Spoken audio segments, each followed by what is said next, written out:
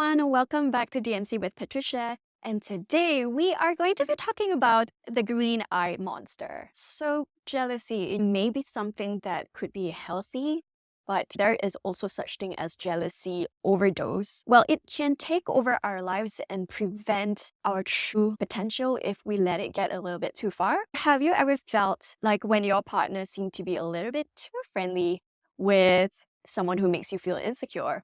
Or having that coworker that constantly wins and it feels super annoying. And do you remember when you're younger, your sibling is always praised instead of you? You start to have that sensation in your body. It feels like it's the end of the world in every cell of your body. From then, all you fixate on is the subject that made you feel those feelings of jealousy, where it may even also make you feel inferior to something that has nothing to do with you at all. The circumstances that make us jealous is always external situations involving other people, but we end up making it about ourselves instead because, it draws out our underlying issues, like some of our unresolved emotions. For example, it may come from feelings of rejection, lack of confidence, feeling helplessness, and having the need for control. All of these usually come from the root of insecurities from low self-esteem.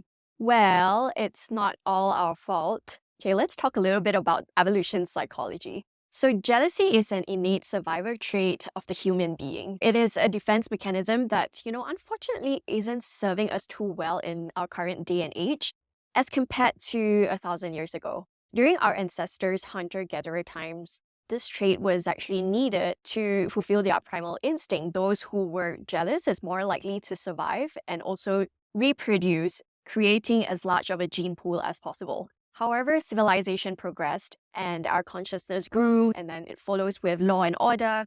So with societal rules, human perceptions, fear, and other factors can make this primal trait a little destructive in some cases. While it is not all bad, it is actually a pretty strong emotion to have, and that could even make one lose themselves if it gets out of hand. Chaos and worst case scenario murders have happened out of jealousy, so that is nothing new.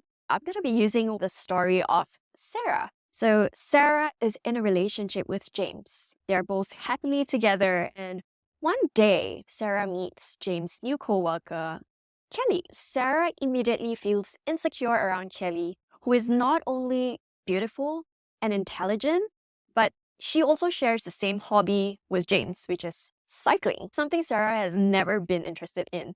So suddenly Sarah started comparing herself to Kelly in every way, and that leaves her feeling inadequate and unworthy. So she begins to question, why would James stay with her when Kelly seems like a better match for him? And she starts creating all this scenario in her head, right?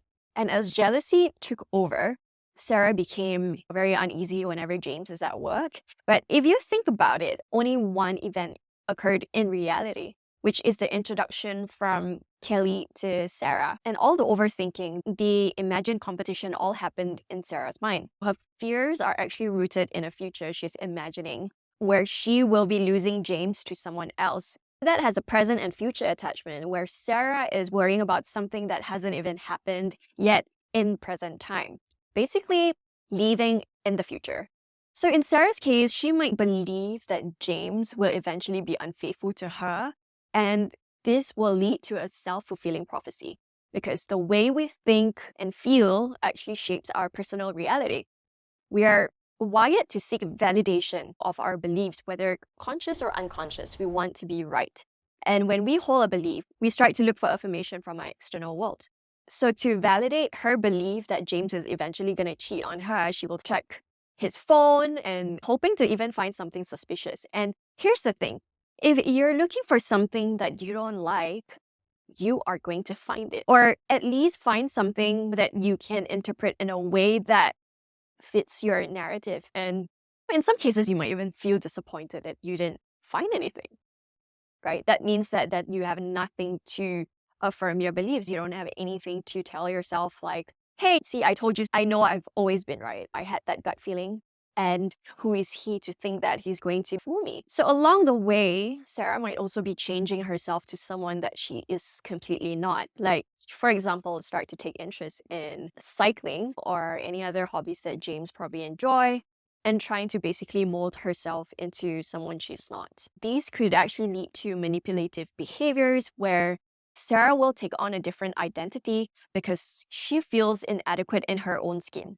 This is how jealousy will begin to consume someone from the inside. At this point, her personality is no longer shaping her personal reality, but instead her personal reality starts to shape her personality, allowing the situation to shape who you are. One or even both parties will be out of their own character. They won't be themselves, and therefore this might actually lead to possessive, addictive behaviors and also a reinforcement to unhealthy attachments. And that is why it is so difficult to break free from a toxic relationship. A lot of times we rather just avoid all of this and place our focus on the external world. We rather look outwards than to face our inner demons because, it's just easier that way.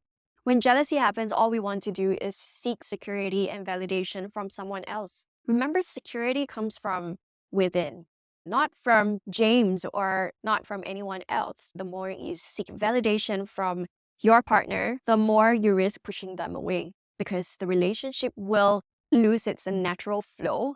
It starts to feel like a chore even because one partner have to be acting in a certain way just to meet the other partner's demands. The both of you can't be yourself anymore. If Sarah's situation sounds familiar to you, you have to take a step back from all that emotional drama that is clouding your reality.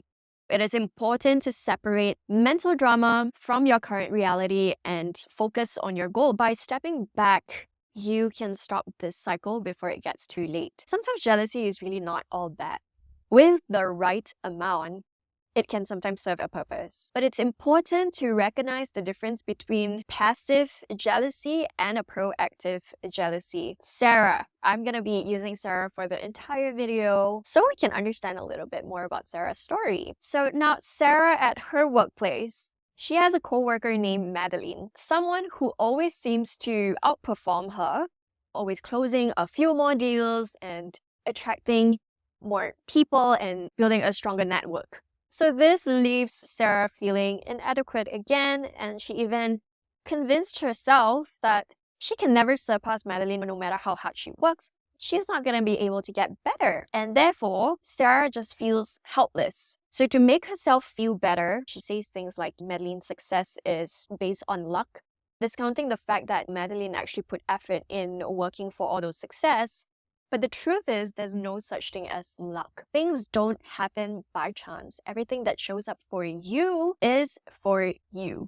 It is a result of the seeds that you have planted. If you want things to happen, you need to do the work to make it happen. Sometimes it's easier to believe that someone else got lucky to avoid the fact that we actually did nothing, and that's why we're not quote unquote lucky, and therefore I can't do anything about it. If you want food delivered to you, you gotta pick up that phone and put an order for it, right? And for Sarah's case, it seems like she's just sitting on the sidelines, feeling jealous, resenting Madeline for receiving the meal that she ordered. And Sarah needs to realize that she can also get her own meal if she places the order for it. It will be delivered to her if she's willing to act on them. Remember this, where attention goes, energy flow and result shows. If you truly want something, you need to take action. The resources are all around us. It's whether we are resourceful enough to use them or not. Knowing that really struck a chord in me.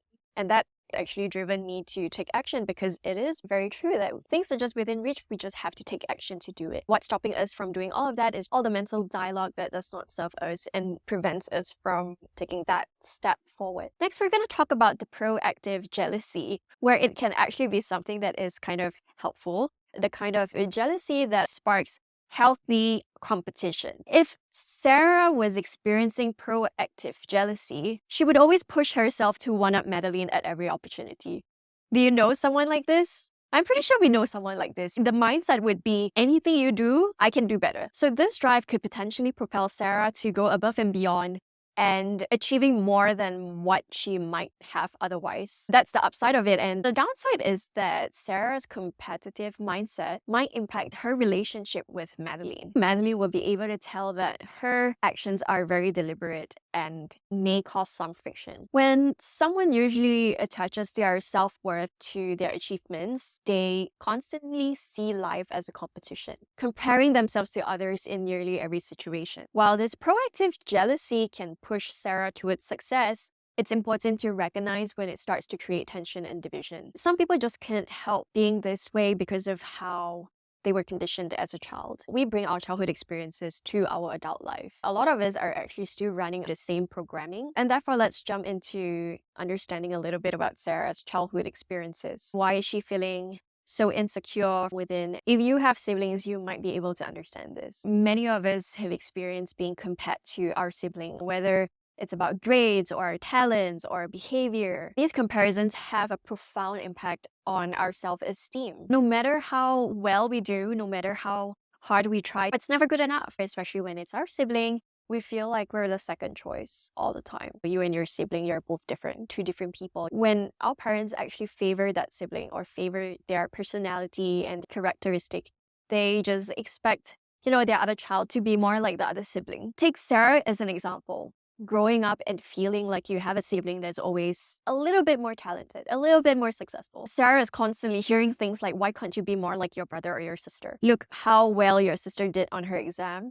And over time, it is no mystery that all of those comparisons started to form her self-image. And instead of feeling encouraged to grow, Sarah might start to feel like she's never enough in anything she does. The constant comparisons could make her believe that no matter how hard she tries, she always falls short. And this feeling of inadequacy that rooted in her childhood actually followed her to her adulthood. Many of us carry a past-present attachment where we bring the energies of our past to our present moment, even if it no longer serves us today. Sarah meets a co-worker like Madeline, who always excels in ways that Sarah feels she can't. Because of all those childhood comparisons, Sarah's self-esteem is already fragile, so the presence of someone like Madeline triggers those old feelings of insecurities and jealousy. So going back to Sarah's old childhood attachment, and from her experience, she feels like she's trying to compete all over again and still feeling like she needs to measure up to someone else's standard. This is where the harm lies. When a child is frequently being compared to their sibling,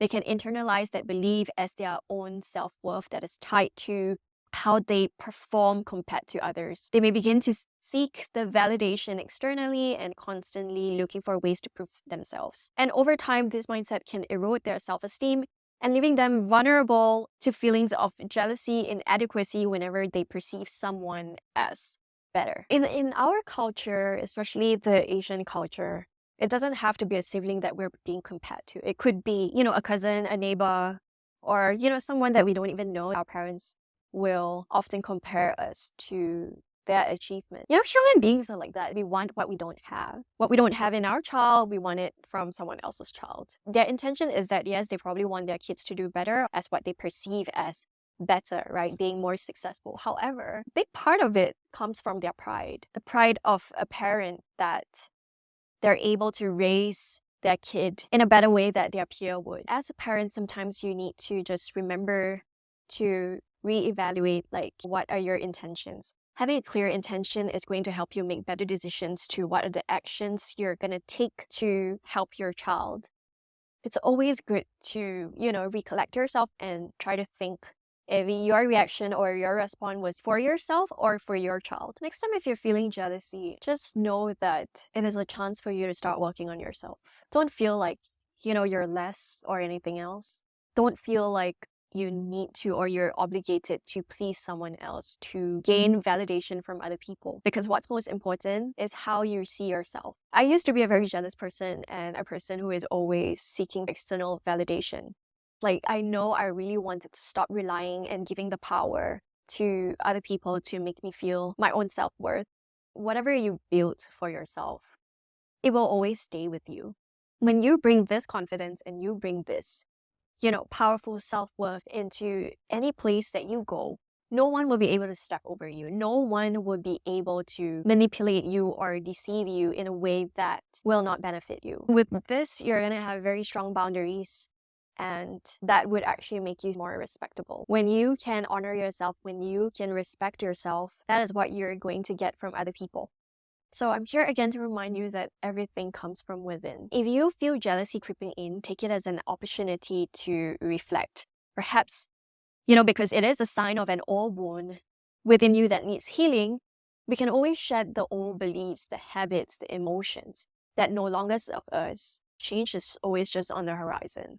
But we will not recognize it if we keep clinging on to the past. It will be difficult for us to embody and be a new person if all we do is relive our past. We have the power to reprogram ourselves, to unlearn old patterns and relearn new ones. And that brings us to the end of the video. Thank you so much for watching, and I hope you enjoyed this episode. If you like this video and you think it may benefit someone else that you know, please do hit the like and also the subscribe button, and share it to your friends and family. That will help me and also your friends more than you know. Bye for now.